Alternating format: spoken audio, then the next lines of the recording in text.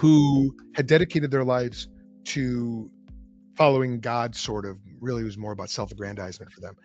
But the Sadducees, now this was the priestly class, and they had some interesting beliefs. They were almost functionally atheists.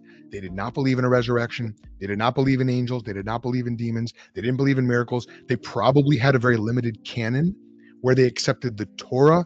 The Torah, the first 5 books, what we call the Pentateuch, but probably didn't accept most or all of the prophetic books like Daniel, Isaiah. And so what they do is they try to challenge Jesus, and they say, hey, if there's a resurrection, then let's say that this woman had 7 husbands, remarried every time every time that her husband died.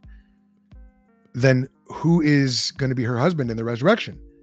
And Jesus brilliantly appeals to a portion of scripture that they would have agreed with, where it says that God is the God of Abraham, Isaac, and Jacob, and they would have believed that. But that proof text, that concept, would have proved and did prove that Abraham, Isaac, and Jacob were still alive. Now, they weren't living on earth, but their souls were still alive. And if their souls are still alive, that vindicates and validates the idea that their souls will one day be resurrected, which is what Daniel teaches, which is what the Sadducees rejected.